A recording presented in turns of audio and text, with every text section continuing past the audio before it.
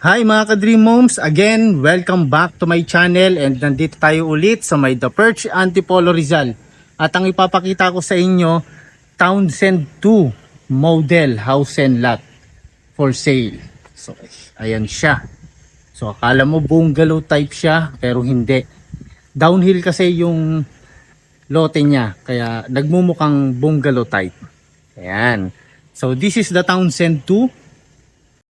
Lot area is 369 square meter and yung floor area is 231 square meter.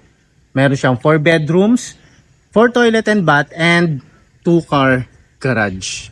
So ito mga ka-Dream Moms. So bago tayo pumasok sa loob ng bahay, meron akong i-share na good news sa inyo dito sa may The Perch Antipolo Rizal. Ang updated price nito is 26 million na. And kung cash ka, meron kang 15% discount kapag cash buyer ka. Pero ang kagandahan dito, kung hindi mo naman kayang mag-cash payment, meron tayong installment payment. At pinahaba ni developer yung installment payment. Ang kagandahan niyan, 10% down payment, pwede ka nang mag-move in. Pero explain ko muna sa inyo yung installment payment terms nitong bahay na to. Alright? Ulitin ko lang, ang updated price is 26 million. Kung cash ka, 15% discount. And kung installment payment, 40% down payment. Ayun yung pinaka down payment niya, yung 40%. Pero may bagong promo si developer, 10% down payment only. Pwede ka nang mag-move in. And kung hindi nyo pa kayang ibigay yung buong 10%, pwede mo siyang bayaran ng 4 months. Yun ang kagandahan doon. And after 4 months, pwede ka nang mag-move in. Alright? And another 10% down payment, payable naman yan ng 9 months. And after nun, yung 20% na natitira, payable naman siya ng 30 months. Ganoon kaganda yung payment terms na ginawa ni developer. And yung 60% balance, in-house financing naman. Alright? So ngayon, check na natin yung loob ng bahay. So this is the 2-car garage. Ayan siya. And ang ganda ng facade niya. Naka-landscape na rin siya. Alright. And dito, pasok na tayo sa loob ng bahay. Once na pumasok kayo, ang unang bubungad sa inyo sa may left area, itong first bedroom. So yan, pwede rito yung mga elderly nyo. Or pwede mong gawing guest room ito. And meron siyang sariling toilet and bath. Ayan. Shower space. May malaking mirror. Toilet. So napaka-spacious nito. And proceed tayo dito. Ayan. Excited na ako makita yung view. Pero tignan muna natin itong powder room. Alright. And ngayon, nandito na tayo sa open concept living area and dining area. So ito na siya. Ito yung dining area. And ito naman yung kanyang kitchen area. Okay, and yung door na yon, access yon sa may car garage nyo. So yan, may dumaan. So ngayon tignan natin itong balcony. So ito yung magiging view nyo, no? So napakaganda ng view nyo rito, mountain view, wow.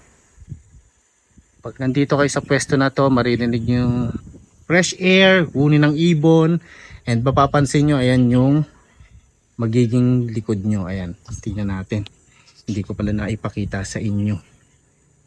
So yan, kung may mga events kayo, pwede kayong pumesto dyan para i-celebrate yung inyong birthday parties or ano pa mang celebration yan.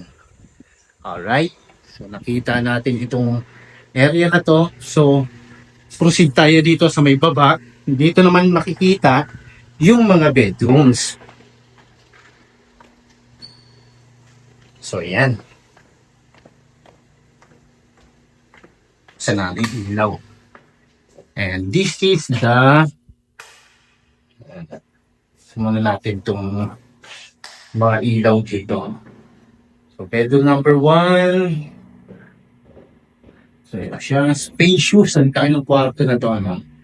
May sarili cabinets. May mga windows. Ayan, may mga sockets. Alright. And proceed tayo sa isang bedroom. Dito ito. Ito muna. Ayan, almost the same. So, buksan muna natin yung ilaw. Ayan. Para makita niya. So, ito, pag gising niya sa umaga, no? Ito yung makikita yung view. Ang ganda kapag greenery yung nakikita niyo. Nakaka-fresh start. And, syempre, ito yung kanyang toilet and bath. Toilet, shower space, and mirror.